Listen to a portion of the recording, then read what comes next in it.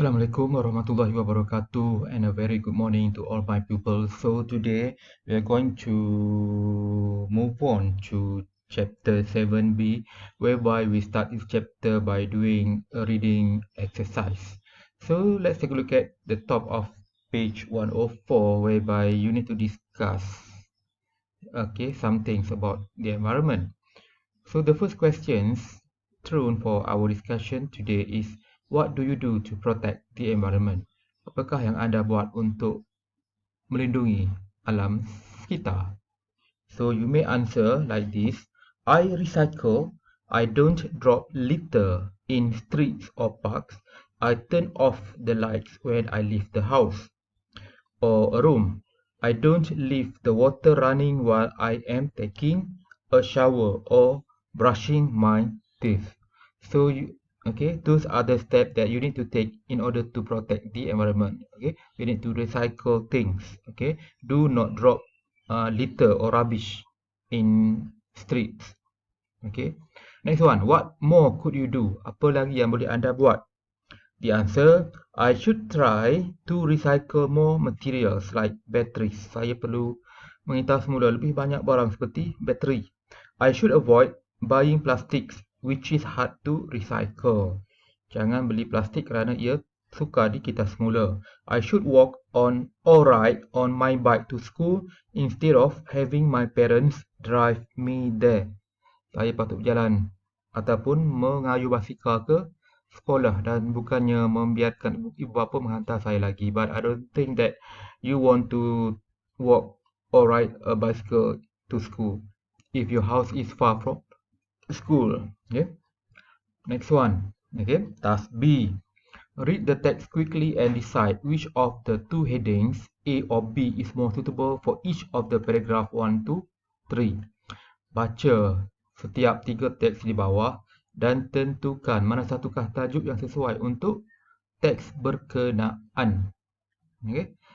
So before you start reading these three texts and make your decision, let's take a look at the introduction here. Keep it green. Kekal hijau. Everybody buys and uses a variety of products every day without giving it a lot of thought. Beli produk setiap hari di Shopee, di Lazada tanpa memikirkan tentang kesannya. You might not have realized it, but each of these products affect the environment somehow. Tapi produk di bawah ini akan memberi kesan kepada alam sekitar. Through the way it is made, used or disposed of. Melalui cara ia dibuat, diguna ataupun dibuang, dilupuskan, disposed of. For this reason, eco-scientists are trying to come up with ideas to introduce environmentally friendly products into our life. Jadi saintis eco telah mencipta cara untuk memastikan produk ini adalah mesra alam. Okay. Their motto is reduce, reuse, recycle. Kurangkan, guna kembali dan kita semula. Okay, text 1. Okay. The answer here, I just give the answer to you straight away. The answer is B. Kill 2 birds with 1 stone. Bunuh 2 ekor burung dengan seketul batu saja. Okay, you know what? This shower has 2 functions. Okay, it also has a light or a lamp. Ada lampu, ada mentor juga. Okay. Okay, next one. Number 1, the answer is B. Number 2. The answer is also B. From phone to flower. Okay. Okay. When you don't want to use this phone, you can plant it in the ground. Okay. Because in this phone, there are some flower seed. Ada benih bunga di dalam telefon ini. Okay. And a flower plant can grow from this phone. Okay. Next one, number 3. The answer is A. Trendy junk. Junk mean barang buangan. Junk, barang yang tidak dikehendaki lagi. Trendy means fashionable. Okay, bergaya. Okay, so the answer is A. Okay, next one. We are going to do comprehension question C.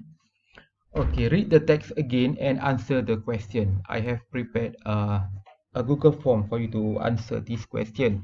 3.1. Where does the eco-friendly shower head get its power from? Dari manakah kepala shower tu yang mesra alam ini mendapat kuasa, power dari mana? Okay. Next one. Number 2. How can you tell if the water is too hot with the eco-friendly shower head? Bagaimana kamu boleh tahu bahawa air itu terlalu panas dengan shower head ini? Okay, nak tahu dia panas nak cam. Okay, bagaimana? Okay, number 3. What usually happens to mobile phones after 18 months? Apa yang berlaku kepada telefon bimbit selepas 18 bulan? Okay. Number 4. What do you do with the mobile developed by English researchers when you finish with it? Apa yang awak akan buat terhadap telefon bimbit selepas anda tidak mahu gunakannya lagi? Okay. Do you want to throw it or do you want to recycle it? Okay. You need to read the text and of course we'll know the answer. Okay, number 5. What happens to the biodegradable case? Apa yang berlaku kepada case, tudung case, telefon case.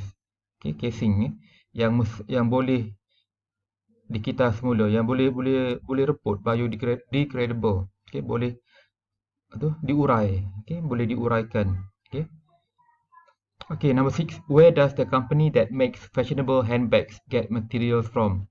Dari manakah syarikat yang buat handbag, beg tangan yang trendy, fashionable tu mendapat bahan asas? Okay. And number 7. How can you get a personalized handbag made? Bagaimanakah anda boleh mendapatkan handbag yang customized, yang dibuat untuk kamu, dia ada nama, logo dan sebagainya. Okay, so you need to answer this in your Google form. Okay, next one. Okay, D. Vocabulary exercise a bit. Find words or phrases in the text and match them with the definition below. Maksudnya cari perkataan yang sama maksud dengan perkataan di dalam soalan, and you can find the answer, okay, in the answer, the place, okay, where you can find the answer is given in brackets. For example, the answer to question number 1 can be found in the introductory paragraph. Get rid of. So you just refer to the introductory paragraph here. Okay, up below the title, keep it green, and here you can find the answer to question number 1.